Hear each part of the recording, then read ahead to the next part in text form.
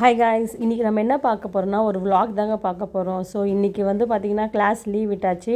ஏன்னா என் பொண்ணுக்கு வந்து திருவள்ளூரில் வந்து அட்மிஷனுக்காக வந்து ஸ்கூலுக்கு போயிட்டுருக்கேன். ஸோ அதனால் வந்து பார்த்திங்கன்னா வீட்டிலேருந்தே கிளம்பியாச்சு. காலையில் சீக்கிரம் கிளம்பணுன்னு தான் நினச்சோம். இருந்தாலும் அப்படி இப்படின்னு சொல்லிட்டு டைம் பார்த்திங்கன்னா ஒரு 11 o'clock மேலே ஆகிடுச்சு. சரி செம்ம வெயில்.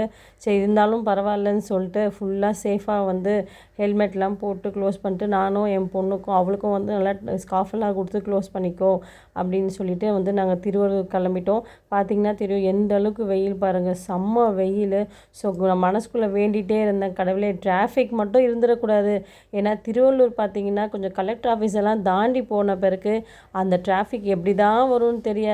ஒரு 1/2 hour அந்த டிராஃபிக்கில் நிற்கிற மாதிரி ஆகிடுங்க. அப்படியே சூடு ஏறும் பாருங்கள், காலு கையிலெல்லாம் ஐயோயோயோ அப்பா அப்படி இருக்கும். ஸோ அந்த டிராஃபிக் இருக்கக்கூடாது சொல்லிட்டு நான் ப்ரே பண்ணிகிட்டே தான் வந்து இது பண்ணோம். ஒரு வழியாக திருவள்ளூருக்கு வந்தாச்சு. வந்துட்டு முதல்ல வந்து பார்த்திங்கன்னா ஸ்கூலுக்கு போயிட்டோம். ஸ்கூலுக்கு போயிட்டு வெற்றிகரமாக வந்து அட்மிஷன்லாம் போட்டாச்சு. சரி முடிச்சுட்டு வந்தோடனே என் பொண்ணு வந்து அந்த திருவள்ளூர் சைட்டு செல்ஃபி ஸ்பாட் போகணுன்னு ஆசைப்பட்டா. சரி ஓகே அங்கேயும் போகலான்னு சொல்லிட்டு போனால் பார்க்க என்னவோ நல்லா தாங்க இருக்குது. ஆனால் பார்த்திங்கன்னா செம்ம ஸ்மெல்லு. அந்த ஹீட்டு தாகாமல் வெயிலில் பார்த்திங்கன்னா அந்த தண்ணியில் நிறைய மீன் செத்து கிடந்தது.